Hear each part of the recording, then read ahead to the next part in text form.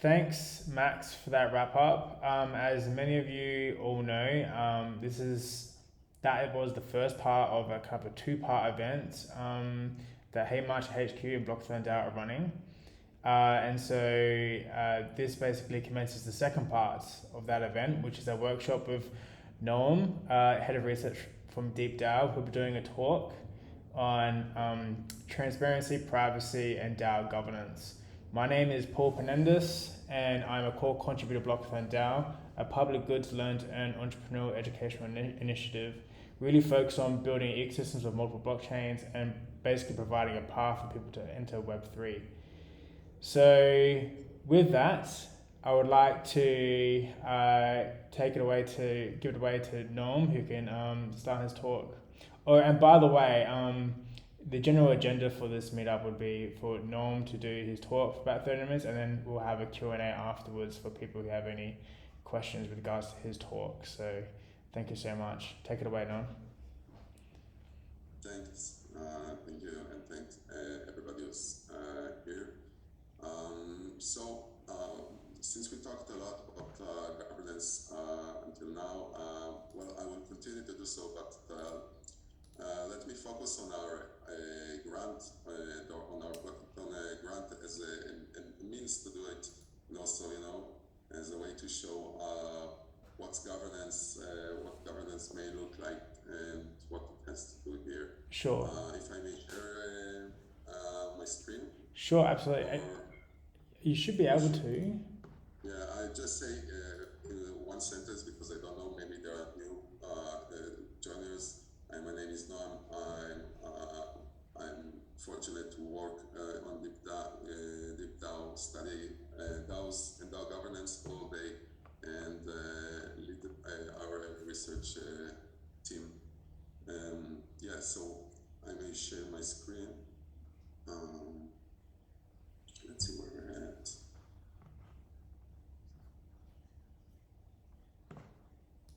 Here we go. So I hope you can see the GitHub. Or can you see our GitHub grant there? Yeah. Okay, cool.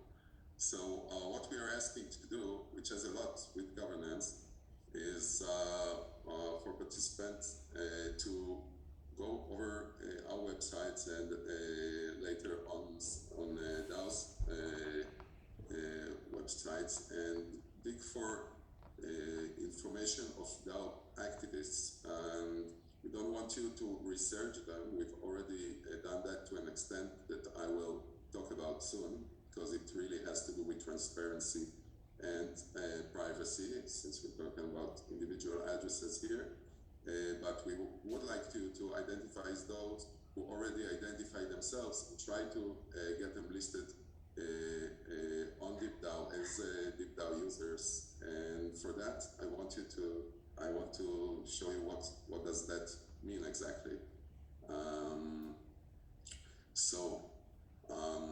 This is our website, which includes a people section, and the organization section shows organizations and their governance systems and a lot of data about those. But the people section is it contains information about those members in DAOs, and specifically governance token holders who ever voted or participated in their DAOs. So DAO activists, let's call them. And when we look at those, we see that they are ranked by the number of DAOs they are listed in, and the number of votes they've voted, and the number of proposals they've made on those DAOs.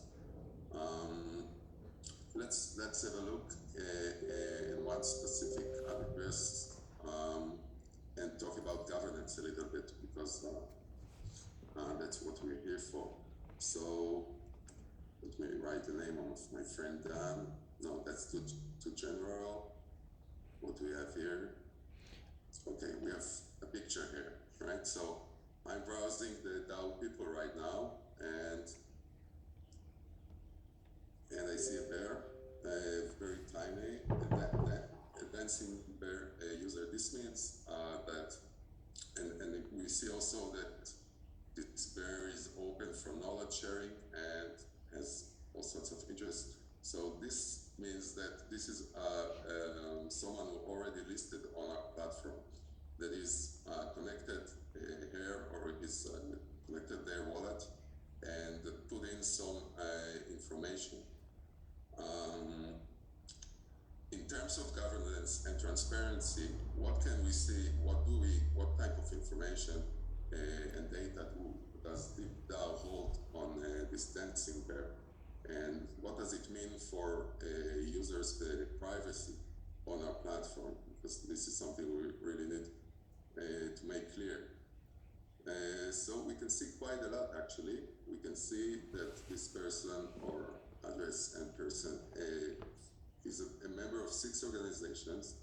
That means that there are 6 DAOs that are listed on the DAO that address holds the tokens for, the governance tokens are. And we can see that this person is not very active, right? Shame on them. And but we can also see what tokens are they holding. Okay, so not the wealthiest of the bunch, and a very interesting combination here, possibly has to do with we spoke earlier about DAOs going on real life and doing stuff with physical assets. This represents some of that, some of these campaigns. Constitution DAO, Sanj DAO. There's a theme here. Here is then the shame table of no activity action, and I see also an about tab. This is all relevant for both governance and for our grant, because this is how we come to recognize whom would you like to onboard to the DAO, and also maybe serve through organizations by similar organizations with similar people.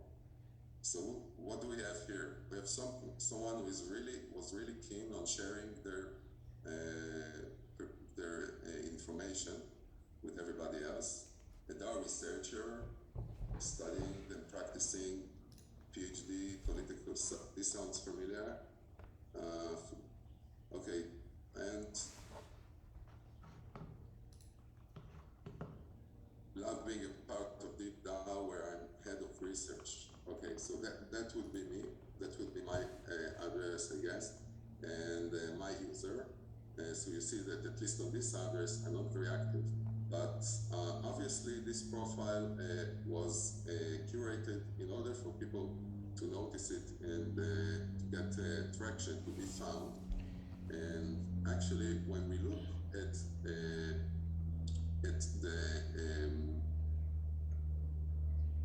when we sort the participant list by the highest participants, we can see that almost all of the addresses have, or maybe all the top 100 have this or another form of identification, if only an ENS address. So DAO participants, and certainly those who participate intensively, maybe not always want to be found, but are willing to share some information with the world, so it seems, regarding their DAO activity.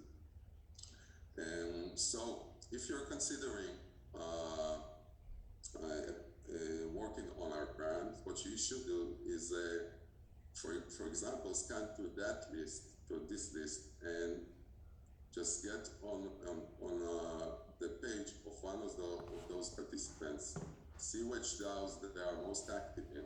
You may go on the Discord and invite them personally, or invite the DAOs themselves. That would be one channel to go on. And here is a word about, and feel free to interrupt, please, with questions or follow-ups. But here is one thing that we should say about the privacy. So Web Web3 offers us a lot of transparent information, as we can see, down to the token holdings, but DeepDAO never actively curates or follows up with investigation of personal information. We only share what the address holders chose to share and is already out there on the blockchain. And this principle of self-ownership is something that we believe in. It's our guiding principle through the muddy waters. So, as I said, one way to do it would be to explore the most active ones. Another way is to explore the most active DAOs. We can do that by going to the organization tab and research for their main governance information, as in token holders and active memberships, a number of proposals. Those would give you the most active DAOs and possibly the good concentration of people who might want to be discovered, might want to onboard DeepDAO and get their individual dashboards for all their DAO activism. You want to add something? Sorry? I didn't say anything. I know someone else did. One thing I would like to add, just to clarify, this is all this information is for the bounties that DeepDAO is providing for the Blockathon DAO. So we provide a bounty platform. So this is what Noam is going through in detail. And if you'd like to go through everything that Noam has just said, plus what he will continue to say, this video is recorded and will be put on our YouTube. So, DeepDAO is a very comprehensive product and there's a lot of detail, right? So don't worry about not being able to access this information again. So yeah, please continue. Yeah, so just to point out one other way I heard the other day about someone who's in order to get people listed on the DAO is trying to onboard her own a DAO that's not listed yet on DeepDAO, which she's familiar with, and then have its members listed together, and the way she's doing it is just showing them the depth of information they might get, and I think it's getting along nicely. So there are a number of ways to go about finding DAO activists through our data, and all of them involve different aspects of our DAO governance. And here, maybe it might be interesting, first of all, to get questions about what DAO does in general, and how we are researching our data, and also about types of governance data, because this includes a wide definition of such.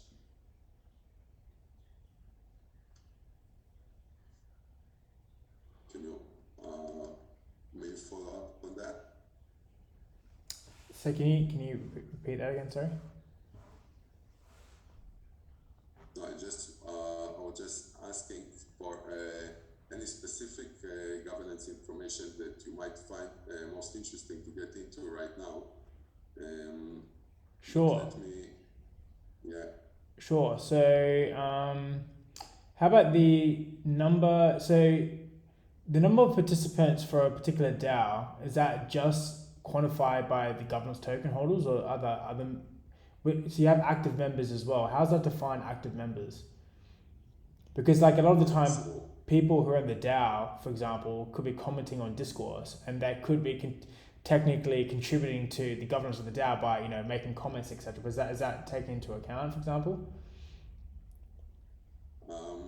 No, what's taken into account here is active members being either voters or proposal makers, and discussions are also aggregated in the DAO feed section, Right. but are not counted towards participation score. Interesting. Right. Cool. Right. Yeah. Yeah. So a bit about the day-to-day of our work as a research team, which may be interesting for people who join the conversation, not only for for our grant, but also as DAO and prospect DAO communities. And as I mentioned in the earlier talk, we are approached with listing requests from DAOs in different stages of forming. And what we usually do, sometimes the information is full and we can upload it and introduce a DAO page right away, which would give us, which will give us and the DAO a great presentation, and I won't go into shilling too much here. But there are, especially in early stages, some DAOs approach us, and then we have a really interesting conversation about the components of the governance. And so where we usually start is by simply asking what is the governance system? How is the DAO governed?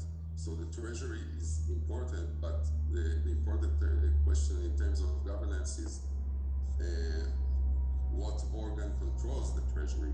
And so if you have a clear idea on that and already translated it into a snapshot or an Argon on some on-chain contract, then you are clearly you've clearly done the first step. And then we get to talk about tokenomics, not as tokenomic advisors, but just we need to ask questions. And so sometimes tokens and treasuries are confused, or rather considered the same at an early stage, because the tokenomics is not evolved yet.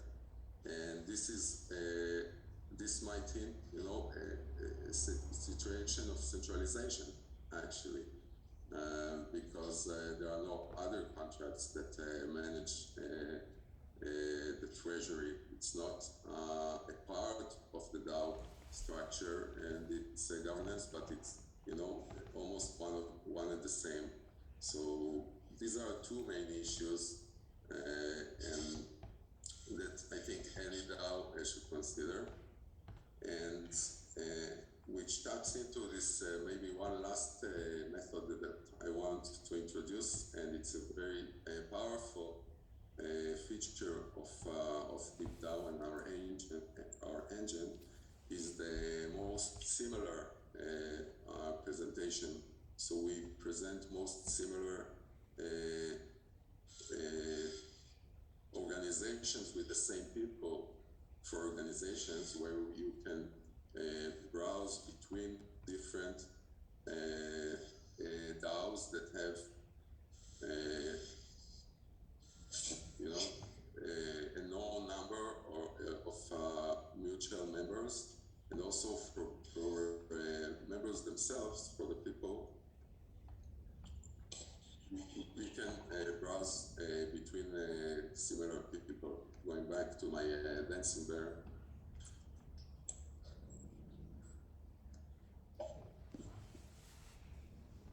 I immediately get a list of similar people, and this is another way for us to to navigate our way in the DAO maze, and also in the grant maze. So jump from one to another, figure out where you may find a group of those and approach them on the different channels. And one final which also relevant is to browse by categories. So just look for the DAOs that you are interested in. Look for political DAOs, or look for gaming DAOs or art and culture DAOs, and discover the most active people there, and then move within those ecosystems. So it's all governance features that are combined to allow segmentation, actually great segmentation by your interests and your immediate mission.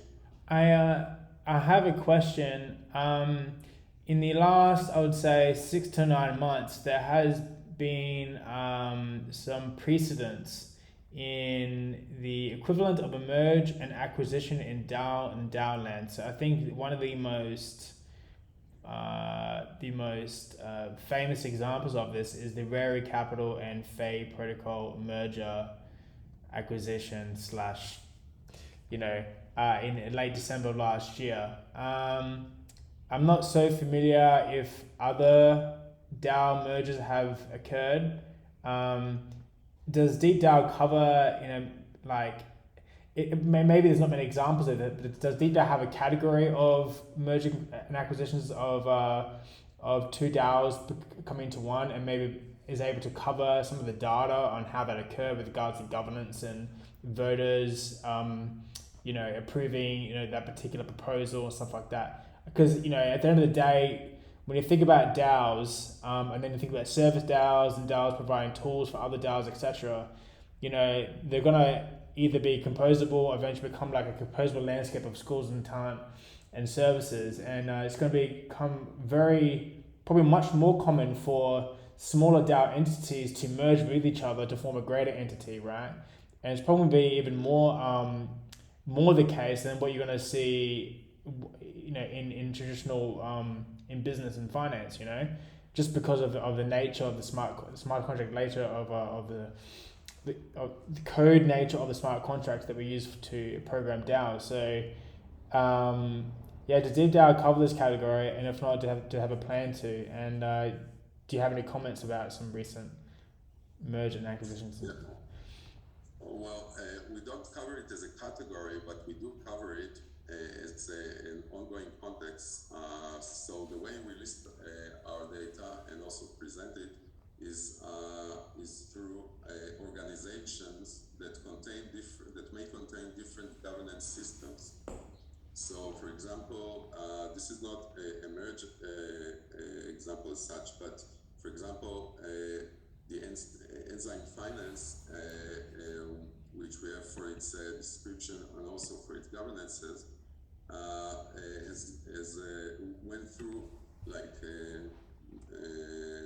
quite a lot of other DAOs, went through several versions of its governance systems, which had to do, on the one hand, with some just evolving the system, on the other hand with some rebranding or changing of organizational features. And so what we do is that we treat the organization as one. Sorry, that was the wrong click. We treat the organization as one. So that's Enzyme for us, but under governance, we list different governance systems. Right. In this case, the Enzyme Council replaced the Melon Council. So it's a new incarnation of an older governance system. In other cases, though, and maybe let's show for, I come up with an example in a minute, but in other cases where there are sub-DAOs, for example, like, say, synthetics, I guess, which needs a minor touch, but it's there. So synthetics has quite a few councils and sub-DAOs. So we present those, one for the Grants DAO and one from the Spartan Council, So those are all part of the same organization. Any merge which will end up with a working governance system, even if multiple systems will be eventually listed as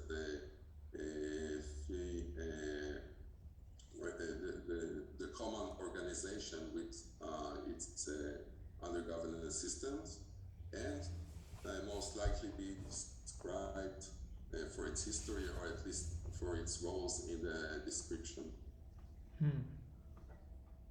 Yeah. Fantastic.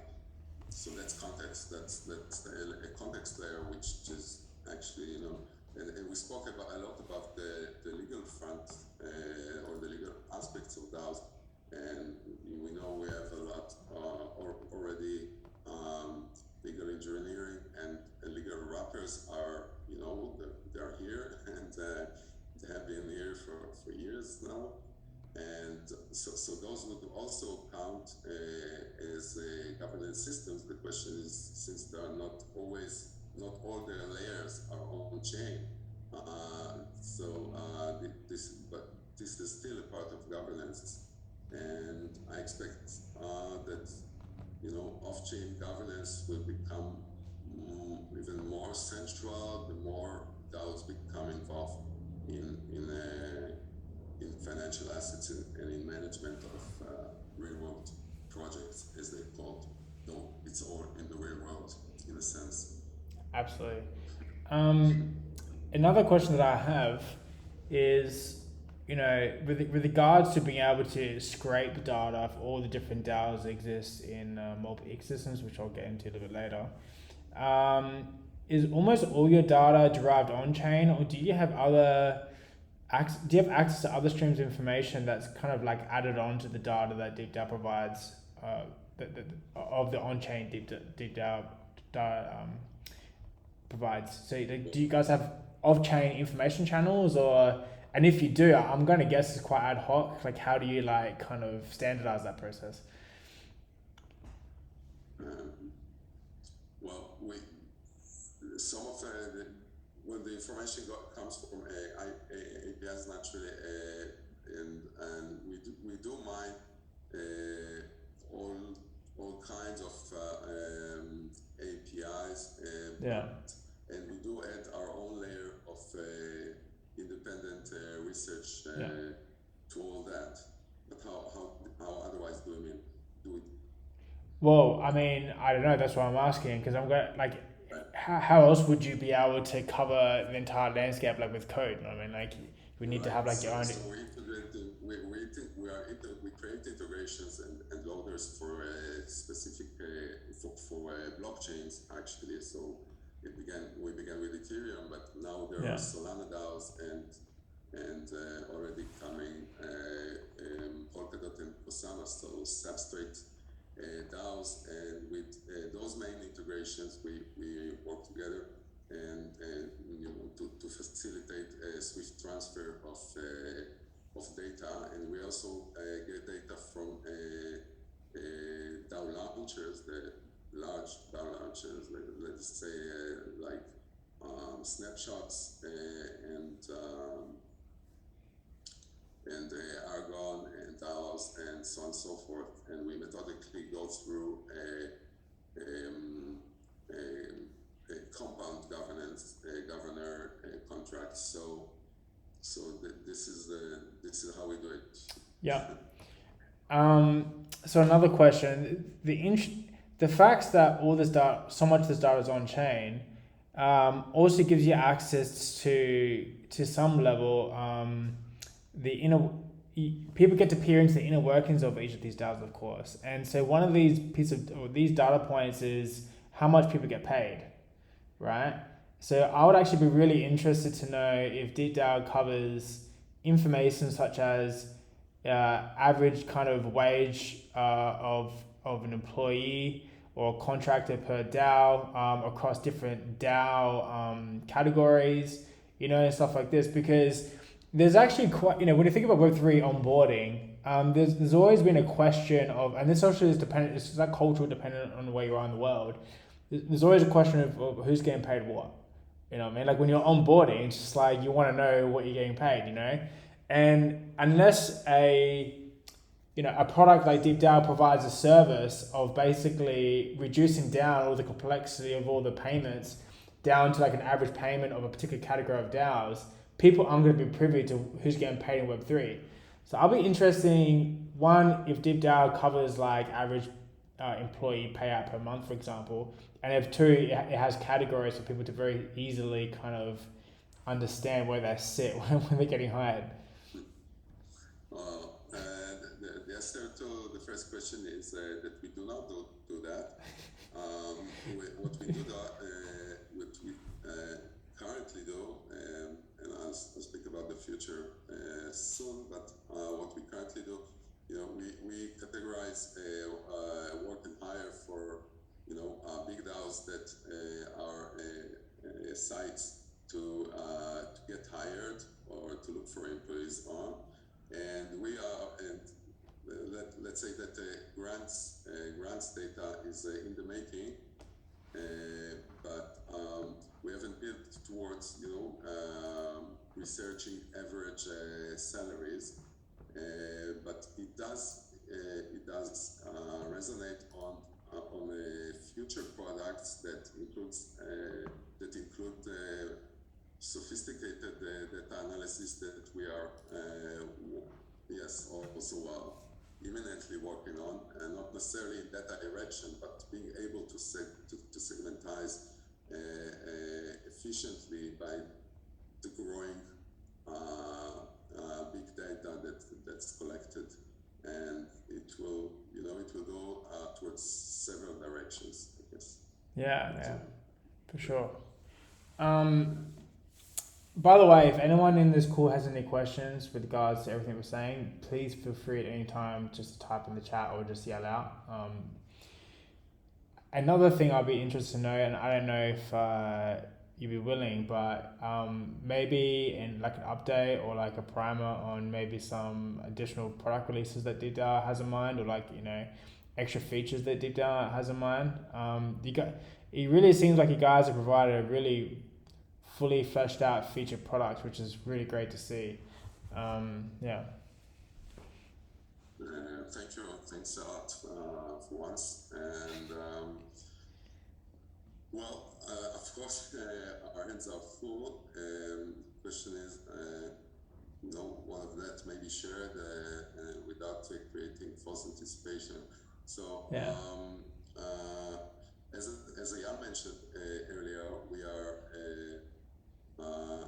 working on and developing a discussion feature that can be used on our platform. And what's interesting about any such feature, regardless of what exactly it will know to do, is that it is contextualized. So any discussion of DAOs and of DAO members that you hold on DeepDAO immediately grants you informed context in the form of the organization and members data